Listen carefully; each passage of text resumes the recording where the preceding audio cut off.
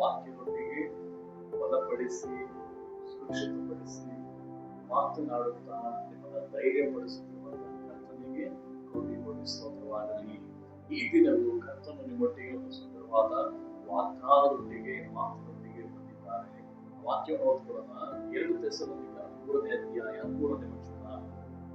ಕರ್ತನು ನಂಬಿಗಸ್ತನು, ಆತನು ನಿಮ್ಮನ್ನು ದೃಢಪಡಿಸಿ ನೀವು ಕೆಡುಕನ ಕೈಗೆ ಸಿಕ್ಕದಂತೆ ಕಾಪಾಡುವನು.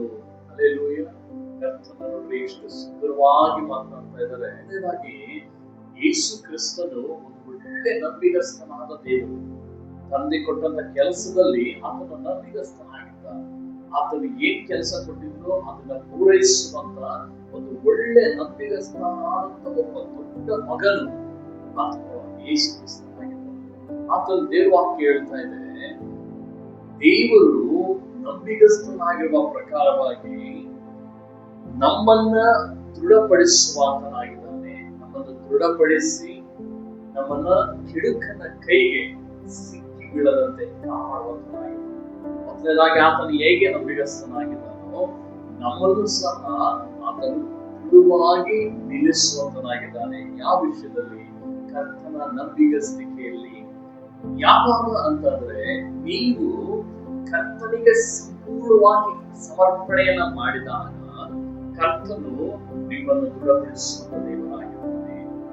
ಯಾವಾಗ ಅರ್ಧವರ್ಧದಲ್ಲಿ ಇರ್ತೀವೋ, ಲೋಕದಲ್ಲೂ ಇರೋದು, ದೇವರಲ್ಲೂ ಇರೋದು, ಮಾನವರಲ್ಲಿ ಮಾತ್ರ ದೇವರಲ್ಲಿ ಭಯಭಕ್ತಿಯಿಂದ ಇರೋದು, ಇಲ್ಲ ಜನಗಳಿದ್ದಾಗ ನಾನು ಒಳ್ಳೆ ಭಯಭಕ್ತಿಯಿಂದ ಇರೋದು, ಇನ್ನು ಟೈಮ್ ಎಲ್ಲ ಲೋಕದ ವಿಷಯಗಳಲ್ಲಿ ತೊಡಗುವಂಥದ್ದು. ಇದನ್ನ ಮಾಡ್ಬೇಕಾದಾಗ ಏನಾಗ್ತದೆ, ಅಂತವರನ್ನ ದೇವರು ದೃಢಪಡಿಸೋದಕ್ಕಾಗೋದಿಲ್ಲ. ಅಂತವರ ಮನಸ್ಸು ಚಂಚಲ ಮನಸ್ಸಾಗಿರ್ತದೆ. ಅಂತವ್ರನ್ನ ಯಾವುದೇ ಕಾರಣಕ್ಕೂ ದೃಢಪಡಿಸೋದಕ್ಕಾಗೋದಿಲ್ಲ. ಅವ್ರನ್ನ ಒಂದು ಸ್ಥಳದಲ್ಲಿ ಸ್ಥಿರವಾಗಿ ನಿಲ್ಲಿಸೋದಕ್ಕಾಗೋದಿಲ್ಲ. ಯಾಕಂದ್ರೆ ಅವ್ರ ಮನಸ್ಸು, ಅವ್ರ ಆಲೋಚನೆ ಎಲ್ಲ ಗಲಿಬಿಯಾಗಿರ್ತದೆ, ಅದು ಚಂಚಲವಾಗಿರ್ತದೆ. ಹೇಗೆ ಸಮುದ್ರದಿಂದ ಬರುವಂತ ಅಲೆಗಳನ್ನ ನಿಲ್ಲಿಸೋದಕ್ಕಾಗೋದಿಲ್ವೋ, ಈ ಚಂಚಲ ಮನಸ್ಸುಳ್ಳವರು, 2 ಮನಸ್ಸುಳ್ಳವರನ್ನ ಒಂದೇ ಸ್ಥಿರವಾದದಲ್ಲಿ ನಿಲ್ಲಿಸಲಿಕ್ಕೆ ಬಹಳ ಕಷ್ಟ.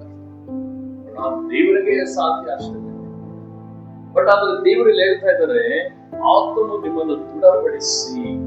ಯಾವಾಗ ನಾವು ದೇವರಿಗೆ ಸಮರ್ಪಣೆ ಮಾಡ್ತೀವೋ ಆಗ ಆತನು ನಮ್ಮನ್ನು ದೃಢಪಡಿಸ್ತಾನೆ.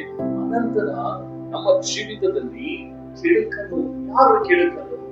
ಕೆಡುಕನು ಅಂದ್ರೆ ಸೈತಾನನು. ಸೈತಾನ್ ತರುವ ರೋಗ, ಸೈತಾನ್ ತರುವಂತ ಕೇಡುಗಳು, ತೊಂದರೆಗಳು, ಸಮಸ್ಯೆಗಳು, ಜಗಳ, ಮನಸ್ತಾಪಗಳು, ಜನಗಳಿಂದ ತರುವಂತಹ ಒಂದು ಅವಮಾನಕರವಾದಂತಹ ಹೋರಾಟಗಳು, ಈ ಎಲ್ಲಾ ಕೆಡುಕನ ಕಾರ್ಯಗಳಿಂದ, ಸೈತಾನನು ತರುವಂತ ಎಲ್ಲ ಅಪಾಯಗಳಿಂದ ದೇವರು ನಮ್ಮನ್ನು ತಪ್ಪಿಸುತ್ತಾಗಿದ್ದಾನೆ. ಪ್ರಿಯ ಸಹೋದರ ಸಹೋದರಿ, ದೇವರು ರಕ್ಷಣೆ ನಮ್ಮ ಮೇಲಿರುವುದಾದರೆ ಮಾತ್ರನೇ ನಮ್ಮನ್ನ ದೇವರು ಕಾಯಲಿಕ್ಕೆ ಸಾಧ್ಯ, ಎಲ್ಲ ಅಪಾಯಗಳಿಂದ ತಪ್ಪಿಸಲಿಕ್ಕೆ ಸಾಧ್ಯ.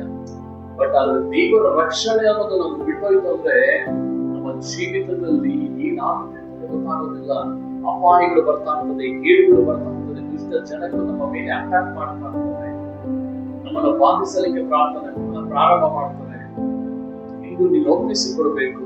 ದೇವರೇ, ನನ್ನನ್ನು ನಿನಗೆ ಸಮರ್ಪಣೆ ಮಾಡ್ತಾ ಇದ್ದೀನಿ, ನನ್ನನ್ನು ನಿನ್ನಲ್ಲಿ ದೃಢಪಡಿಸು, ಎಲ್ಲಾ ಕೆಡುಕನ ಬಾಣಗಳಿಂದ, ಎಲ್ಲಾ ರೋಗ ವ್ಯಾಧಿಗಳಿಂದ ಎಂಬುದಾಗಿ ಕೇಳುವಾಗ ದೊಡ್ಡ ಕಾರ್ಯ ಲೋಕದಲ್ಲಿರುವ ನಮ್ಮ ತಂದೆಯಾದ ದೇವರೇ, ಯಾರೆಲ್ಲ ನಿಮ್ಮ ಸಮ್ಮುಖದಲ್ಲಿ ಒಪ್ಪಿಸಿಕೊಡ್ತಾರೆ ಅಪ್ಪ, ಅವರೆಲ್ಲರ ಜೀವಿತವನ್ನು ಆಶೀರ್ವದಿಸಿ, ಒಳ್ಳೆ ಆರೋಗ್ಯವನ್ನು ಕೊಡು, ಒಳ್ಳೆ ಫಲವನ್ನು ಕೊಡು, ಒಳ್ಳೆ ಅವರ ಜೀವಿತವನ್ನು ನೀವು ಕಂಡುಕೊಳ್ಬೇಕಾಗಿ ನಾನು ಪ್ರಾರ್ಥಿಸ್ತಾ ಇದ್ದೀನಿ.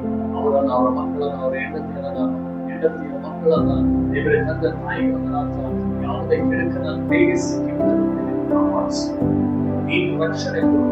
ನೀನು ಕಾಯದಿದ್ದರೆ ದೇವರೇ ಯಾರು ಕಾಯಲಿಕ್ಕೆ ಸಾಧ್ಯ? ನೀನು ಕಾದು ನಡೆಸು, ನಿನ್ನ ಸಂರಕ್ಷಣೆಯನ್ನು ಕೊಡು.